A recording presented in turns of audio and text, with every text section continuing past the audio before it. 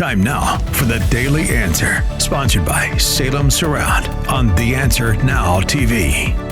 One of the smartest minds that I know. You know, to be blessed to have a guest roster today of two of the smartest people. I mean, Newt Gingrich last hour, Victoria Coates this hour. I needed all the brain power I could muster today because there's important stuff going on. And Victoria is now over at the Heritage Foundation, but previously she served as President Trump's Deputy National Security Advisor. She has authored a best-selling book called The Battle for the Jewish State, How Israel and America Can Win. And Victoria, thank you for kicking off the week with us. Well, good morning, Chris. It's a great honor to be associated with the speaker in that way. Well, I'm sincere when I say it. I didn't want to dive too deeply into what's going on between Israel and Iran right now because I knew we had you coming and you could say it better and have more insight. So let's start at the beginning and ask, is this a long time in coming, and the United States' role in it seems to be one, set the Democrats aside for a minute. Among we conservatives, as you've read and probably understand, there seems to be healthy debate about what Israel's doing and our role therein. So could we just broadly talk about that and then focus in on the particulars?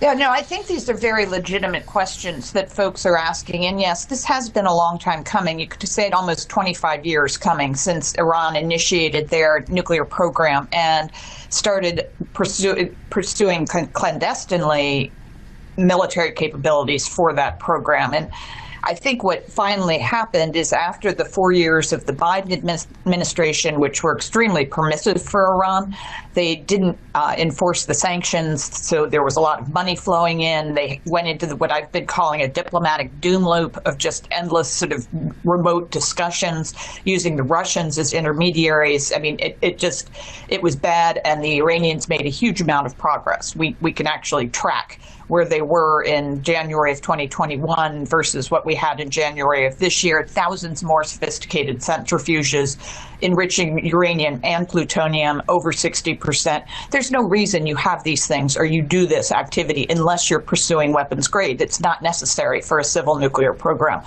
So I think that is what President Trump inherited. Obviously, the Israelis were extremely concerned about it. The president wanted to pursue diplomacy, and he did. He put a 60-day limit on it, and the Iranians thought that they were back in the doom loop and they could just kind of tap him along, as he says, and string this out. And he just finally said no, and the Israelis said, we're ready, this is our plan, and the Americans said, okay, we will support you defensively.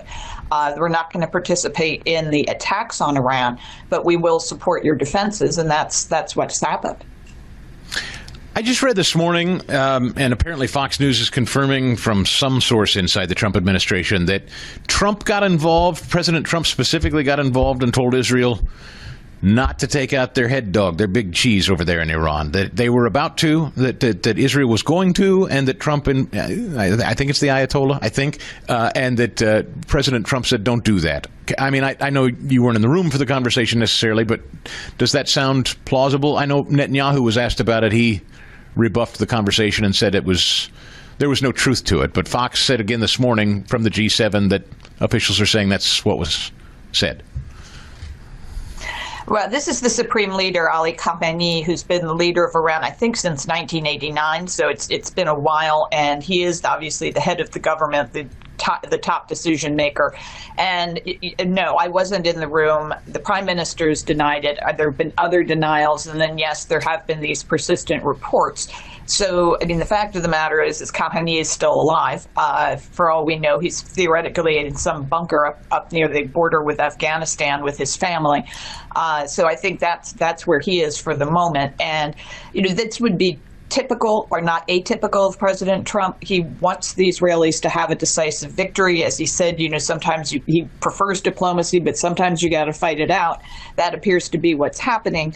But he'd prefer not to have it escalate dramatically and drag us into it. So it's not impossible. I just can't confirm or deny. There are a lot of people that I would say are on our side, people with whom we agree on most issues, 95, 98% of the time. But I'm noticing, and you've probably seen or read, I'm not going to invoke names, but if it's not that hard to figure out, those of you that want to go digging around in it, there has now become a real schism amongst conservative, if you want, thought leaders or commentators about Israel's action here. And I'm noticing a growing sentiment of Israel's out of line, Israel shouldn't have done this, versus others who say you're out of line for suggesting Israel should just sit there and do nothing. What do you make of this kind of growing sentiment that Israel is sort of the aggressor tone amongst conservatives? Well, it's unfortunate because I think, as you said, we do agree 98% of the time, and I'd prefer not to have a circular firing squad on our side. And we need everybody. And that's one of the things about the Heritage Foundation is we do talk to everyone across the range, even some voices that are yelling at each other pretty loudly these days. We talk to everyone. And our message is that we do need unity, that support for Israel is in the United States' best interest. That is the direction the president has decided to go. We agree with him. And our most recent report on Iran, which came out about a month ago, we tried to point out that Israel has spent the last 20 months avoiding a wider regional war, and the Iranians have been the aggressors here. They're the ones who attacked Israel directly last April for the first time, or a year ago April for the first time, and then they did it again in October. So they're the ones that initiated direct kinetic combat between the two countries, and they're the ones who were behind October 7th, if we want to go all the way back there. So I mean, Israel has been the defender here and has not been the aggressor, but as the Prime Minister has said, we've had one Holocaust in the last 100 years. We cannot have another one. And the nuclear program had gotten beyond the pale, beyond where you could even make a reasonable case that it was peaceful. And so for that reason, President's red line of not letting them get a nuclear weapon, we've tried to point out that historically a direct targeted action against Iran has not led to a broader conflagration or direct attacks on Americans, and that has held so far. So we'll see how far Israel wants to take this, what else they want to degrade inside of Iran. But as President Trump said yesterday, at some point we're going to have to come to a diplomatic end to this. And I think that's probably what he'll start working on. Victoria Coates with us. The Battle for the Jewish State is her latest book. She was the former Deputy National Security Advisor to President Trump in his first term. She's over there at the Heritage Foundation now. I'm a simple guy, and to me, we all understand Iran hates Israel. They hate the Jewish state. They want them wiped off the map. They've never made any secret about that, and they're working toward getting a nuclear weapon. And so for people that are opposed to Israel striking, they say this is going to create World War III. Is this going to create World War III? I mean, I don't know. Is Israel supposed to just sit there and wait? I think that's the thing that I've struggled with. I say respectfully to people that disagree with Israel's actions here. What are we to do? Wait until Iran becomes fully nuclear and act only after they have? I think that's what I don't necessarily grasp. That's really the crux of the matter, Chris, is at what point do you have to take a preemptive action because your national survival is at risk? And that the other issue here is, yes, the Iranians have been very clear that they want to wipe the Jewish state off the map. But guess who's next? And in their worldview, Israel's the little Satan, but we're the big Satan.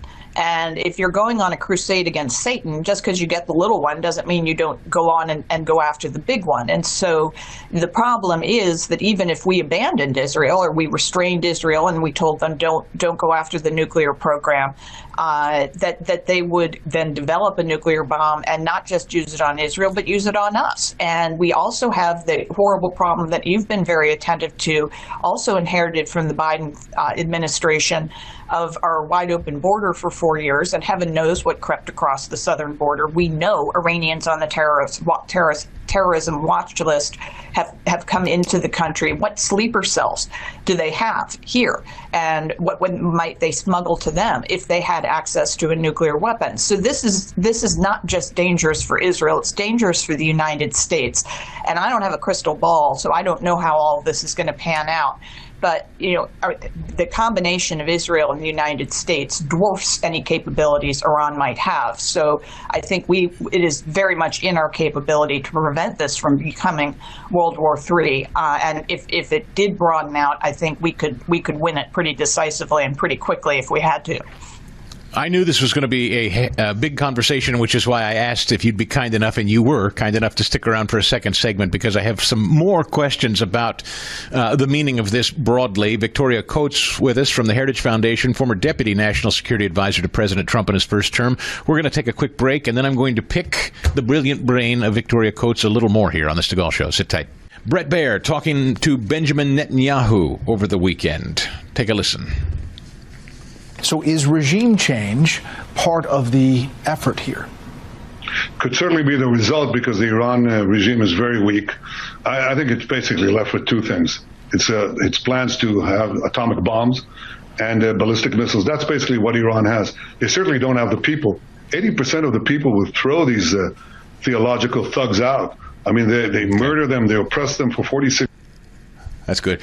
So, Victoria, and I welcome you back. Thank you so much for hanging on. Former Deputy National Security Advisor to President Trump. She's at the Heritage Foundation now and author of The Battle for the Jewish State. So you just heard Benjamin Netanyahu there.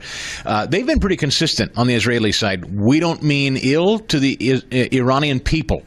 Do you know that to be true? 80% of that country would like to be rid of their government? Yes, I think that is the crux of this issue, and President Trump has talked about this too. When he announced that he had written the letter to the Supreme Leader, he talked about how great the Iranian people are, how they've been a friend to the American people, and historically, if we even go back to biblical times and Cyrus the Great, they've been the friend of the Israeli people and the Jewish people, and so I think that's kind of the irony here, is that Iran should be a great and good friend to both Israel and the United States. I've written in the Jerusalem Post about having a Cyrus Accords to go along with the Abraham Accords between Iran and Israel. It's the most logical thing in the world. The irritant is this regime, which for now almost 50 years has been sowing mayhem and violence. And one of the really interesting things here is that Israel is enjoying the defensive support of our Arab partners in the Gulf. It's been credibly reported that Saudi Arabia and UAE and Bahrain and Azerbaijan and a number of countries in the region have assisted in the defense of Israel against the drones and missiles that Iran is firing at them. So in a way, you're seeing the region unite behind Israel and President Trump. I'm sorry to interrupt you, but that is something that's been on my mind. That swing through the Middle East Trump took just a few weeks ago, do you see them as related at all, given what's going on now, or just a happy accident? No, I don't think there are a lot of happy accidents in this line of work. And so I think that trip was very carefully planned, the way his first trip in the first term was carefully planned to send a message. And what that trip sent was that we need all our Gulf partners and allies. And that was Saudi and Qatar and UAE, that he needed all three of them. And all three of them have been, as I said, participating in this defense of Israel along with the United States. Because he knew this was coming, and they were, in fact, it sounds like, talking about this, even though Trump was sort of publicly calling Israel off. Privately, they thought this day would come. They knew it was possible. And so, that was a way for the president to, carry messages from Israel of what was intended, what was possible, get everybody, as I said, on the same page. Nobody should be surprised by any of this. And it's also hugely in the best interests of Gulf partners and allies to get the Iranian situation under control, because they're threatened too. Remember, that Iran has directly attacked both Saudi Arabia and UAE in the last couple of years and caused considerable damage. And so they don't want them to go nuclear either. And bottom line, with about a minute, do you think this escalates to something greater than Iran and Israel? I mean, does Iran have a death wish here? Because certainly if they strike anything related to our interests, that being our men and women, our diplomats, what have you, this does escalate. It gets us involved, which is what a lot of critics on our side say is exactly what Trump should try to avoid. What do you say to that? Oh, I agree with him that we should try to avoid that, and hopefully Iran will not be that stupid. They haven't historically. They've tended to back down when shown, credible military force, and they know they've pretty much fired all their bullets. This is what they can do. They can send drones and missiles, and we've had some casualties in Israel, but they're running out of missiles at this point, and so they don't really have a lot of other capabilities. So, if there were a spectacular terrorist attack, yes, it would be, as October 7th kind of situation, we would have to respond. But I think that show of force that the president has demonstrated and the arrival of the Nimitz, the third aircraft carrier in the region, is a very strong signal not to escalate any further. So I think we can keep that in the box. The Battle for the Jewish State is Victoria Coates' book. It is a must-read at this particular time in history. Deputy National Security Advisor to President Trump, she was in the first term. Victoria, thank you so much. Thank you, Chris. Take care. For full shows, live and on demand, it's Salem News Channel. Stay informed anytime, anywhere with the Salem News Channel and 9:30 a.m. TheAnswer.com. This has been The Daily Answer, sponsored by Salem Surround on The Answer Now TV. It's Chris Stigall, and you're watching The Answer Now TV.